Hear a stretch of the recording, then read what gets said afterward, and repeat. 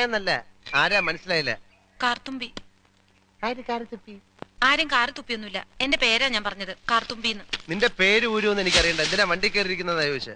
എന്നോട് കേറിയിരുന്നോളാൻ പറഞ്ഞു. ആര്? ഒരു കിളവൻ. അങ്ങനെ ഒരു കിളവൻ പറഞ്ഞാൽ കേറിയിരിക്കാനുള്ള വണ്ടി ഒന്നുമില്ല. ഇങ്ങോട്ട് ഇറങ്ങ വേണ്ടേ? പിന്നെന്തിനാ കാശ് എണ്ണി വാങ്ങിച്ചത്? ആര്? ഒരമ്മാവൻ. ഏതമ്മാവൻ? എനിക്കൊന്നും അറിഞ്ഞൂടാ. പോയി ചോദിക്ക്, അയാളാ ഷാപ്പിലുണ്ട്.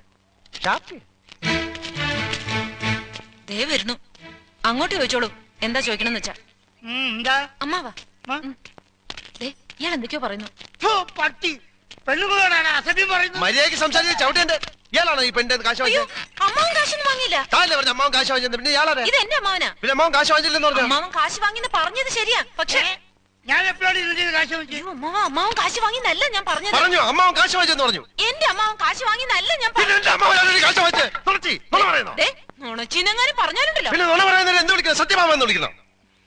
ഞാൻ പറഞ്ഞത് നേര് തന്നെയാ. ഇത് എന്റെ അമ്മാവനാ. പണം വാങ്ങിയത് വേറൊരു അമ്മാവനാ.